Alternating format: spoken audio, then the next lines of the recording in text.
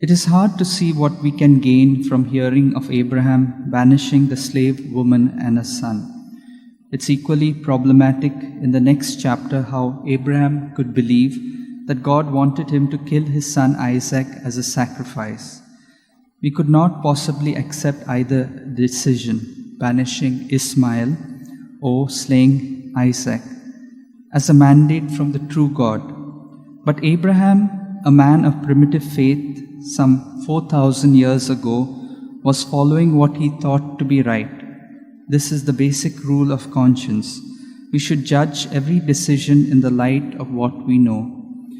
Abraham judged what he should do in the light of contemporary custom. Infant sacrifice was widespread, as was polygamy. But in Hagar's case, he seems to violate another contemporary custom, the law of hospitality, and the obligation to protect anyone received into the group. How could he in conscience drive out Hagar and her son? Maybe in the light of Sarah's insistence that Isaac is his rightful heir.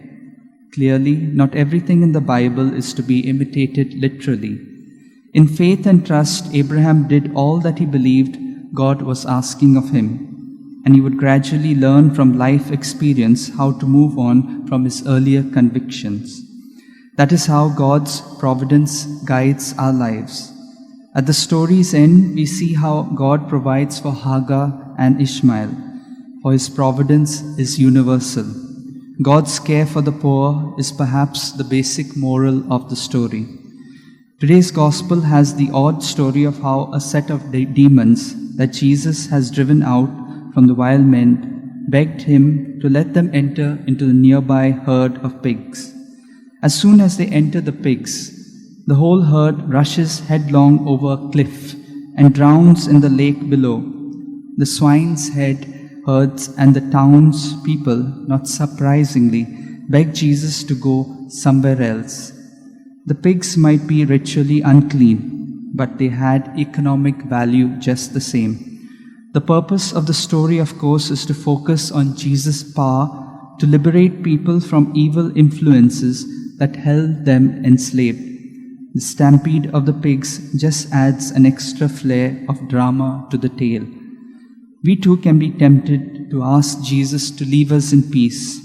We sometimes want to keep him at a distance. We sense his nearness as very demanding. He might call us to go out towards those who live on the edge of the community, as he himself went out towards the two demoniacs who lived among the tombs. But if we warmly welcome the Lord into our lives, rather than keep him at a distance, he will give us the strength to respond to what is needed, and we too will find a greater fullness of life. That I may continue to follow the Lord closely in my life, let's pray for this grace for one another.